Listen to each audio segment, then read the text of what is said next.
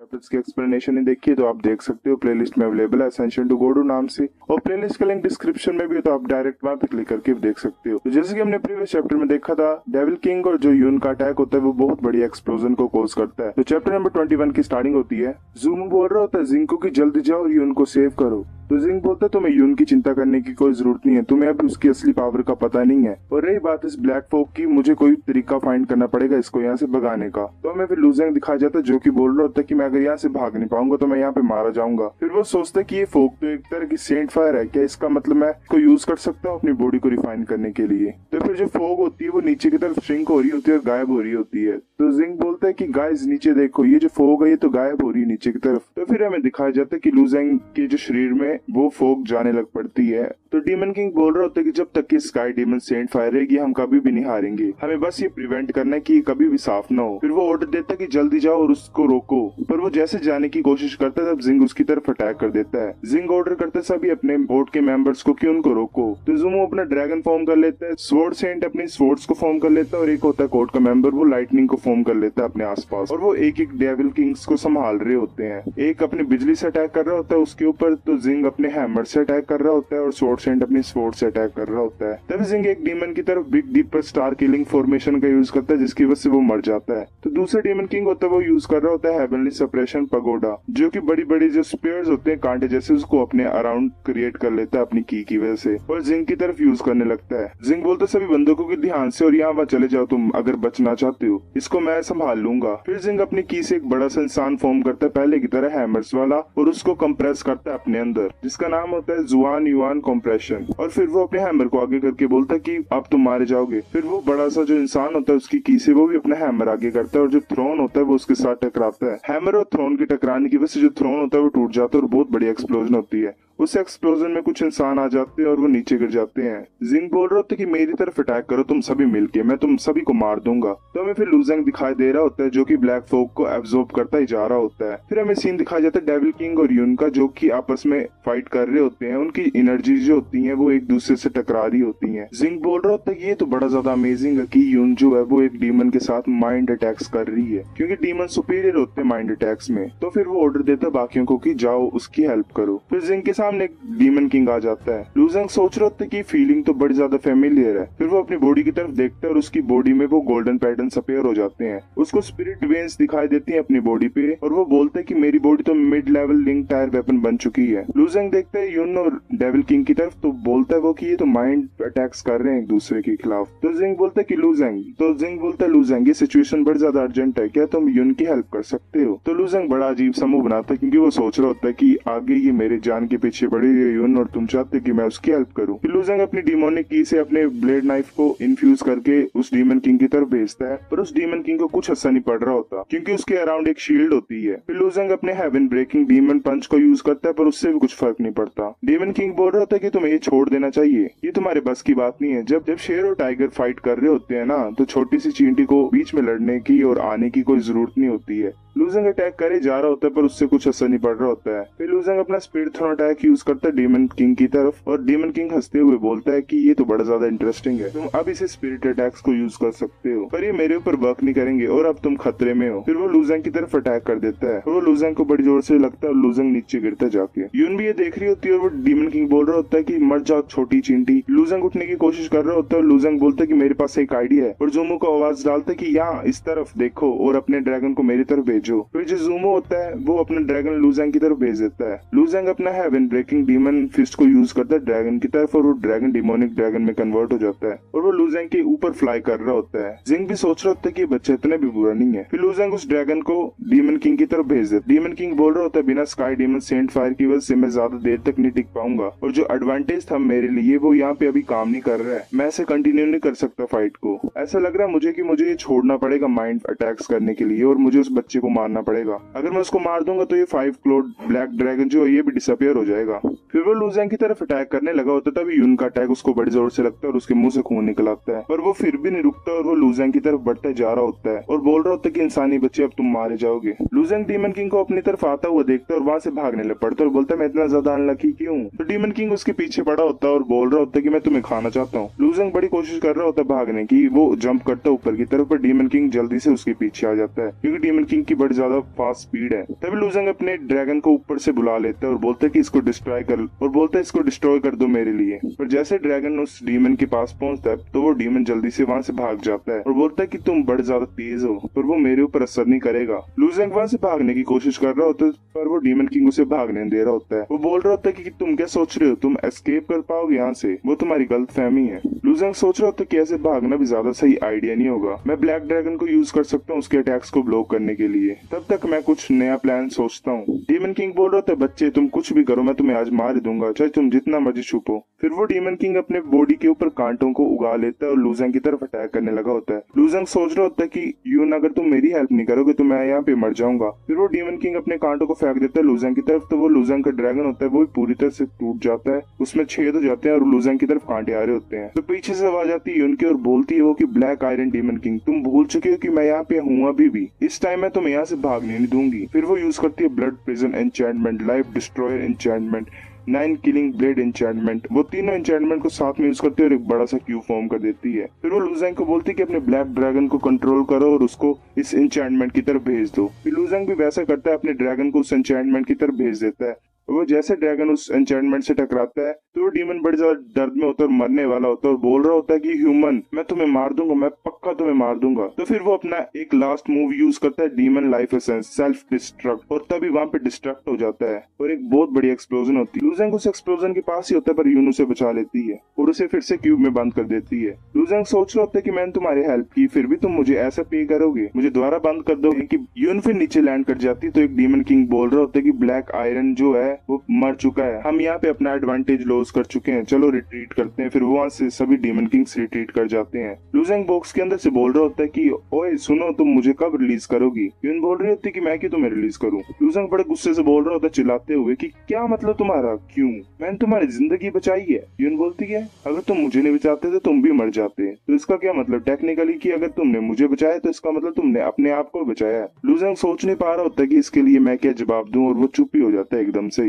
तभी जिंग नीचे आता है और बोलता है कि यून लूजेंग को तुम्हें रिलीज करना पड़ेगा, तुम्हें इसे लॉक करने की और कोई जरूरत नहीं है। लूजेंग अपना सिर मार रहा होता है बॉक्स से गुस्से में। यून बोल रही होती है कि इसको अभी भी पनिशमेंट नहीं मिली है जो इसने हरकतें की हैं पहले। ज़ूमो बोलता है मुझे उस सीन से कुछ फर्क नहीं पड़ता जो पहले हुआ है, ये सब मेरा फॉल्ट था क्योंकि मैं गुस्से में एक्ट कर रहा था। जिंग भी बोलता है कि मैंने पहले से जो है मैटर को वो इन्वेस्टिगेट कर दिया है, ये सब ज़्यूगी क्यूंगन की गलती थी जो कि उसने लूजेंग को पहले तंग किया था, और ऊपर से वो एक छोटा सा एडवाइजर था, उसकी डेथ इतने भी ज्यादा फर्क कोज नहीं करती है, तो इसके लिए ज्यादा सोचने की जरूरत नहीं है। यून बोलता ठीक है अगर तुम बोल रहे हो तो मैं इस केस को भी ज्यादा वो नहीं करूंगी। जिंग बोल रहे होते कि इसमें कोई डाउट नहीं है कि जो पर्सन जिसने सबसे ज्यादा इस बैटल में हेल्प की है हमारी इंपीरियल आर्मी में वो और कोई नहीं है, वो आउटर डिसिपल क्यूंगन सेक्टर डिजल पीक का लूजेंग। तो बाकी कोर्ट्स के मेंबर भी बोल रहे होते हैं। जिंग बोल रहा होता है लूजेंग को कि लूजेंग तुम आर्मी का पार्ट नहीं हो, इसलिए तुमने जो रिवॉर्ड्स अर्न की हैं उसको हम उसकी तरह नहीं दे सकते जैसे हम सोल्जर्स को देते थे, इसलिए तुम 3 ट्रेजर्स को चूज कर सकते हो आर्मी में जो है, तुम ट्रेजरी में एंटर कर सकते हो और कोई भी 3 ट्रेजर्स को चूज कर सकते हो जैसा तुम चाहते हो। लूजेंग बोलते कि क्या मेरे लिए रिवॉर्ड्स भी हैं, और ऊपर से मैं फाइनली बाहर आ चुका हूँ अपने प्रिजन से। ये तो सबसे हमने प्रीवियस चैप्टर में देखा था। जिंग लूजेंग को बोलता है कि तुम आर्मी के पार्ट नहीं हो, इसलिए तुम कोई भी 3 ट्रेजर चूज कर सकते हो आर्मी की ट्रेजरी से। तो लूजेंग ये सुन के बड़ा ज्यादा खुश हो जाता है। तो चैप्टर नंबर 22 की स्टार्टिंग होती है। लूजेंग और जिंग जा रहे होते हैं ट्रेजरी की तरफ, तो जिंग रुक जाता है और बोलता है ये है इंपीरियल आर्मी की ट्रेजरी। फिर हमें ट्रेजरी दिखाई जाती है जहाँ पे बड़े ज्यादा ट्रेजर होते हैं। लूजेंग एक स्वॉर्ड की तरफ देख रहा होता है जो भी टूट गई होती है, पर उसके ऊपर एक क्रिस्टल होता है। जिंग बोल रहा होता है क्या तुम इसको लेने की सोच रहे हो, पर ये तो ब्लेड पूरी तरह से खराब है और बेकार है। लूजेंग उसकी तरफ देख के सोच ही रहा होता है। फिर जिंग बोलता है कि इस स्वॉर्ड में सिर्फ एक ही चीज है जो वैल्यू करती है, वो है सोरिंग फीनिक्स क्रिस्टल। लूजेंग बोलता है कि सोरिंग फीनिक्स क्रिस्टल को हम किसी और चीज में लगा सकते हैं। तो जिंग बोलता है हाँ क्यों नहीं, इसी के लिए तो ये ब्लेड यहाँ पे है। जो सोरिंग फीनिक्स क्रिस्टल है वो किसी की भी स्पीड को इंक्रीज कर सकता है। तो लूजेंग बोलता है तो मैं इसको चूज करता हूँ अपने फर्स्ट ट्रेजर के लिए। फिर लूजेंग बोलता है कि उसके साथ में क्या है एक और ट्रेजर। तो जिंग बोलता है ये एक स्पेयर है, ये भी यूजलेस है, पर जो क्रिस्टल है इसके ऊपर कार्लेट जेड क्रिस्टल वो जो है एन्चेंटमेंट को रोक सकता है। तो एन्चेंटमेंट का नाम सुन के लूजेंग यून के बारे में सोच रहा होता है। लूजेंग बोलता है चलो मैं इसको भी लेता हूँ। जिंग बोलता है कोई बात नहीं, मैं तुम्हारी हेल्प करूंगा इनको निकालने में। फिर लूजेंग एक बॉक्स की तरफ देख रहा होता है और सोच रहा होता है ये तो 7 ट्रेजर निर्वाणा पिल है। जिंग बोल रहा होता है क्या तुम इसको भी लेना चाहते हो। लूजेंग बोलता है क्या तुम मुझे दे दोगे इसको। फिर हमें बताया जाता है 7 ट्रेजर निर्वाणा पिल जो है वो एक ट्रेजर है जो किसी भी यूजर की पावर को 3 लेवल इंक्रीज कर सकती है, और चाहे जितने भी खतरनाक इंजरी क्यों ना हो शरीर में, अगर बंदा मरा नहीं होगा तो वो रिवाइव कर सकती है उसको। को। जिंग बोलता है वो हम क्यों नहीं कर सकते ब्रदर लुजेंग, जो तुम्हारी कंट्रीब्यूशन है वो तुम्हें डिजर्विंग बनाती है इस रिवॉर्ड के लिए। जिंग बोलता तुमने अपने सारे ट्रेजर्स को चूज कर लिया, क्या तुम और कुछ चाहती हो? तो लुजेंग बोलता मैं बड़े टाइम से प्रिजन में था यून की, और मैं थोड़ा सा रिलैक्स करना चाहता हूँ, क्या तुम मेरे लिए एक बड़ा सा रूम अरेंज कर सकते हो जिसमें मैं रह सकूं? फिर लुजेंग बड़ा ज्यादा हैरान हो जाता है क्योंकि लुजेंग का रूम बिल्कुल यून के रूम के पास में होता है। लुजेंग दरवाजा क्लोज करके बोलता है कि क्या मुझे यून के रूम के पास रहना पड़ेगा? ये पक्का जिंग ने ऑन पर्पस ही किया है। फिर लुजेंग बैठ जाता है और एक बुक को खोल लेता है जिसका नाम होता है क्यू कल्टीवेशन मेथड, और उसको पढ़ रहा होता है। तो उस बुक में लिखा होता है कि अगर तुम्हें रिमूव करना है एम्बेडेड क्रिस्टल्स को तो तुम्हें ट्रू फ्लेम्स चाहिए। फिर लुजेंग अपनी आईज क्लोज करता है और जो उसकी ब्लैक फायर होती है वो अपने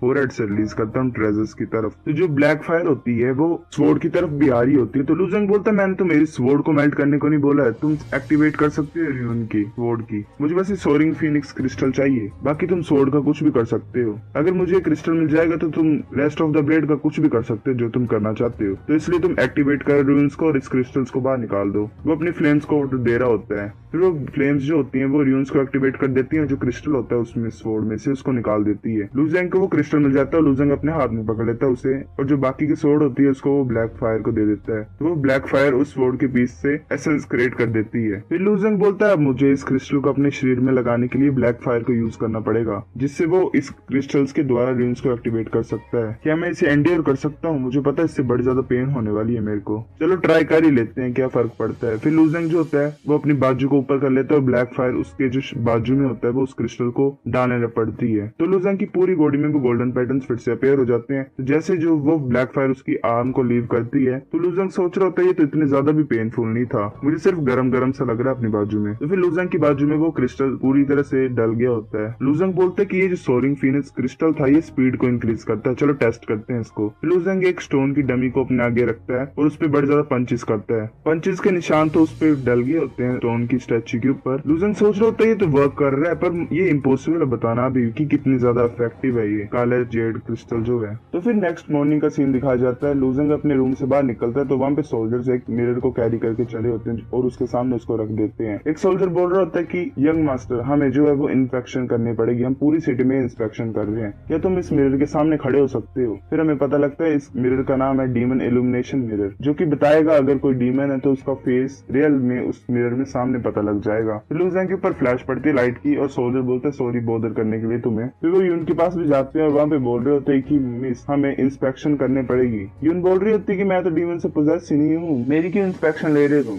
वो सोल्जर बोल रहा होता है कि ऑर्डर है हायर अप, चाहे कमांडर ही क्यों ना हो उसको भी इंस्पेक्शन के अंडर को जाने पड़ेगा। लुजेंग बोल रहा होता है ये सभी लॉयल सोल्जर्स आर्मी के, तुम्हें अंडरस्टैंड करना चाहिए उनकी ड्यूटी को और कोऑपरेट करो, क्यों चीजें मुश्किल बना रहे तुम उनके लिए। तो यून लुजेंग की तरफ देख के बोलते है कि तुम अपने काम से काम क्यों नहीं रखते? लुजेंग बोलते मैं अपने काम से काम ही रखता हूँ, पर ये सही चीजें करने के लिए, इससे तुम अपना काम भी आसान करोगी और उनका भी। तो फिर यून जो है वो लुजेंग की तरफ अटैक कर देती है और फिर लुजेंग भी अपने क्रिस्टल को यूज करता है और उस लेजर को बड़ी जोर से पंच मारता है और जो लेजर होती है वो क्यूब में कन्वर्ट हो जाती है, पर लुजेंग की पंच से वो पूरी तरह से डैमेज हो जाता है, क्यूब वहीं पे टूट जाता है। यून बड़ी ज्यादा हैरान हो जाती है और बोलते है कि तुम ऐसा कैसे कर सकते हो, तुमने ऐसे कैसे किया? लुजेंग बोलता है कि मैंने कुछ गलत नहीं किया है और तुम मुझे अभी से कैप्चर करना चाहते हो, मैं ऐसा होने नहीं दूंगा, मैंने बस तुम्हें यही बोला है कि कोऑपरेट करो इंस्पेक्शन के लिए। फिर यून द्वारा अटैक करने लग पड़ती है लुजेंग की तरफ और बोलती है कि चलो देखते हैं कि तुम इसको हैंडल कर सकते हो कि नहीं। और वो लुजेंग की तरफ अटैक करती जा रही होती है, पर लुजेंग भी काउंटर अटैक के लिए अपने पंचेस को थ्रो करता जा रहा होता है और उसके सारे क्यूब्स को तोड़ रहा होता है। फिर यून अपना ऑरा रिलीज करके क्यूब को फॉर्म कर देती है लुजेंग की तरफ और लुजेंग को उसमें बंद कर देती है। लुजेंग बोलता है कि मैंने तुम्हें पहले भी बोला है और तुम देख चुकी होगी कि मैं क्या कर सकता हूँ तुम्हारे एन्चेंटमेंट के साथ, पर ऐसा लग रहा है कि तुमने अभी भी अपना लेसन लर्न नहीं किया है। यून बोलती तुम क्या सोच रहे कि तुम मेरी इस एन्चेंटमेंट को भी तोड़ सकते हो? फिर वो उस एन्चेंटमेंट को और भी स्ट्रॉन्ग बना देती है और उसको ब्लड प्रिजन एन्चेंटमेंट में कन्वर्ट कर देती है। फिर लुजेंग अपनी की को रिलीज करके उसको पंच मारता है और बोलता है कि ब्लड प्रिजन एन्चेंटमेंट है तो क्या हुआ, मैं इसको तोड़ दूंगा। उस एन्चेंटमेंट पे डेंट तो पड़ते हैं पर वो टूटता नहीं है। यून बोलती मैं देखना चाहती हूँ क्या तुम मेरे एन्चेंटमेंट को इस बार भी आसानी से तोड़ दोगे। लुजेंग सोच रहा होता मैं स्कारलेट जेड क्रिस्टल से छोटे छोटे क्रैक्स तो बना सकता हूँ एन्चेंटमेंट एन्चेंटमेंट में और फिर उसको डिमोनिक की से जो होता है इन्फ्यूज कर सकता हूँ। मुझे पता नहीं है कि वर्क करेगा कि नहीं, पर ये एक ट्राई होगी। फिर लूजेंग को बासी मार के बोलता है मैं इसको क्यों तोड़ूं, ये इतना भी बुरा नहीं है इसमें बंद होना, और मैं ये बिलीव करता हूँ कि तुम मुझे हमेशा के लिए इसमें बंद करके नहीं रख सकी। फिर उनको बड़ा ज्यादा गुस्सा चढ़ जाता है। यून बोलती तुम इतनी जल्दी गिव अप कैसे कर सकते हो, तुम बड़े ज्यादा यूजलेस और बोरिंग हो। लूजेंग बोल रहा हो तो तुम इतनी ज्यादा पावरफुल गॉडेस हो, मैं कैसे एक छोटा सा हाफ स्टेप इनिशिएटर एलम का बच्चा तोड़ सकता हूँ तुम्हारी इंचेंटमेंट को। फिर यून बोलती तुम ट्राई तो करो अपनी पूरी स्ट्रेंथ को यूज करके, अगर तुम इसको तोड़ दोगे तो मैं तुम्हें रिवॉर्ड दूंगी।